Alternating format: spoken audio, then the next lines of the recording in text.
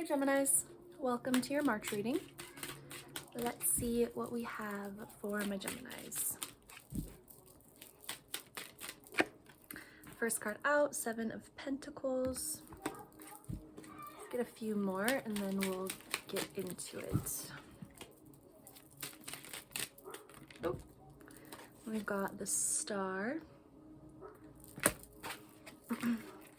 So far it feels like you're really focused on your evolution. You're really like zoned in on something kind of contemplative, but also hopeful, which is interesting because as we move from Pisces season to Aries season, it's like we're starting this astrological new year. And, you know, when you wrap up Pisces season, there's a lot of reflection, which could feel a little bit uncomfortable, because you're sort of assessing what didn't quite go your way, but also what did. But you know, it can feel nostalgic, it can feel disappointing, and you know, something too heavy I'm sensing. It's just uncomfortable, but I do see you maintaining your hopefulness. And I think you are actually proud of yourself is what I'm getting. Like you're kind of at a place where you can assess your growth. Like you can really see where you've grown. And I think that makes you really happy. Ace of Cups. Yeah, you're kind of, you are really ready for a new start. It doesn't necessarily have to be in terms of relationships or romance. Anything that just like brings you that peace, like you finally made it, you finally achieved the thing, you finally got what you were wishing for. The Star represents healing, but it also represents something that you hope for, something that you wish for. And I think that's coming to you, whatever it is for you. And there's a lot of water already. And I don't know, I've been I'm always feeling really connected to water, but sometimes like my best ideas or my best revelations, or I just get a lot of clarity when I'm in water. So that could be a message for you. Like if you have a bathtub, use it. If you have natural water, access to it, go near it, go in it. Water is really healing, but it also holds a lot of wisdom. So if you're feeling called to that, you know, there's a reason for it. And water does represent that more emotional, but also that deep wisdom that's like in you. You just have to unlock it. That's sort of a theme for you right now, I think. Two of Pentacles. I think you're doing so much, like with the Seven of Pentacles and the Two of Pentacles, I'm getting a lot of contemplative energy. It's almost like right now in this very moment, you're living in the past and you're also living in the future. So you're like assessing your past and then you are trying to plan for your future. So far, I feel the need to tell you to not forget to live in the moment. A lot of times too, like, well, I don't want to say the cure for, but what can really help when you feel anxious about, like, you know, when something important to you is in the process of shifting and you don't yet know the outcome, like you don't know how something's going to turn out. Like I'll use an example of a relationship. Like maybe things feel rocky or confusing, and it doesn't necessarily mean that it's ruined or that it's over, but you're in that space where you're just not quite sure. Like you need more information, you need a conversation to unfold, like you just aren't sure of the outcome and it's making you feel uneasy. So in those moments, like the best thing that you can do, and I know it's easier said than done, but just be super present. Sorry about the noise, I had my window open. Just be super present if you can. I had an experience with this the other day. Like I was feeling overwhelmed and anxious and I was just in my head. And once I really grounded myself and I just tuned into the person I was talking to and I just gave them all of my energy, like I just made them feel like they were the only person in the room, and like it grounded me down into that moment. And then I noticed my anxiety just kind of like fell away. So don't take, I think too, one of the messages here is like, don't take any moment for granted. There are messages in conversations that you might not even understand until later. Sorry, I hope this is making sense. It's kind of like all over the place. Page of Cups.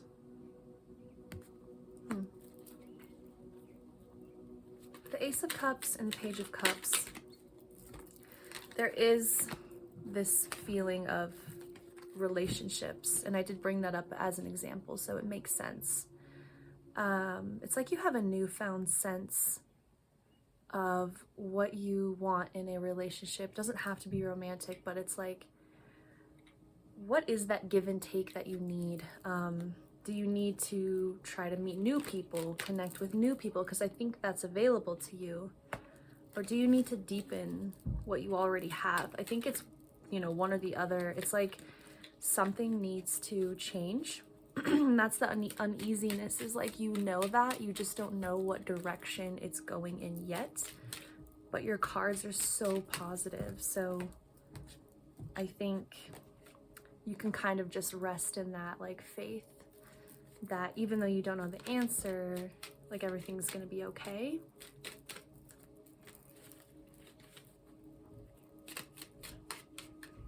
Let's see what else we have.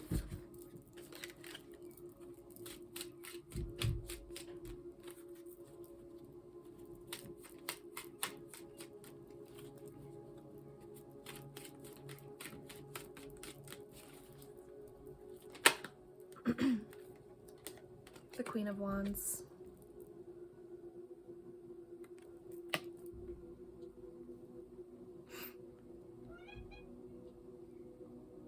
Okay, I'm sorry, I had to let my cat out. With the Queen of Wands, I just can't help but like continue to get this message that you're in this like limbo period where you have some pretty strong faith of where your life is going, or like that you're on the cusp of your potential, and it's going to trickle in every aspect of your life. So once you sort of levitate into this like higher self that you see yourself in, everything else is going to come really easy. Like money's going to come easy, love's going to come easy, relationships are going to come easy. Like there's going to be a lot more peace, a lot more flow, a lot more like sweetness I'm getting with the Page of Cups, peace of heart, like ease. That's sort of what you're craving, and it is coming to you. But I do see you being in somewhat of a limbo at the moment. But there's some decision, some change, some move that you're gonna make that is going to sit you right on this throne. This is like the most peaceful Gemini reading that I've done in a while. I feel like this is all very personal too. Like you're going through a lot in your mind and in your heart, and no one around you really understands. Like you might talk to your loved ones about it, but you're not showing all your cards because you know that what you are dealing with is just close to your heart. It has to do with your own experience, your own personal journey. And even though other people are involved, I see you really like connecting in with yourself and like nurturing yourself, and like, because at the beginning of the reading is like, I feel like you're proud of yourself. It's like, oh, you know what I just got? Is like, you're finally speaking to yourself in a positive way. You know how hard it is sometimes when you kind of like slip into a state of anxiety and worry, and you start like talking down to yourself in your own mind. I just feel like you're not speaking to yourself that way. Like you're really treating yourself with a lot of love and compassion, and so in turn that's what you are attracting from others, and it's like a ripple effect. Knight of Wands. Wherever it is you're trying to get to, it's gonna pick up. Excuse me. And as we transition from Pisces to Aries, like there's going to be a period where it feels slow and you feel like you're in a limbo and you just can't see the other side and you're not sure how things are going to turn out. You have hope, but you're also like, okay, like, let's get it going. Don't worry, because like the moment we get into this fire season, oh my gosh, things are going to start moving and you're going to start feeling really good. You're going to start feeling finally like you are living out your full potential, and that feeling may have been absent for a while. It kind of feels like that. And this is what that Seven of Pentacles is representing. It's like you see like you have things to be proud of, but you're also like, oh, like I did well, but I could do better. Like I'm not living out that full potential. And that's just because a shift needs to happen. And it seems like it's currently happening. But yeah, like,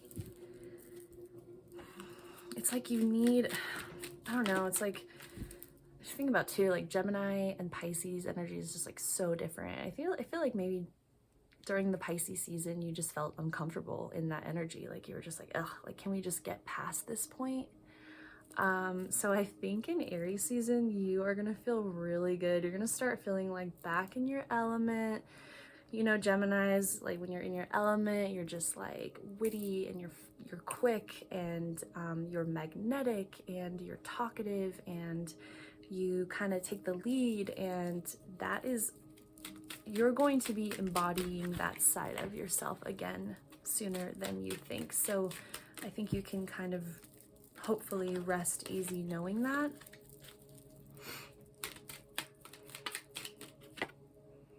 Knight of Cups, wow, okay. I can't help but like keep going back to these cards. You might have someone trying to offer you love, a relationship, a date. I mean, it's pretty prominent. It's like with the Ace of Cups too, it feels new, but if you're already involved, it could just be that the way you speak to each other is sweeter. There is more understanding. You've developed a new level of compassion where, because you know, when you unconditionally love someone and you have compassion for them, you can really look past their ugly side. And everyone has one. Everyone has an ugly, dark shadow side.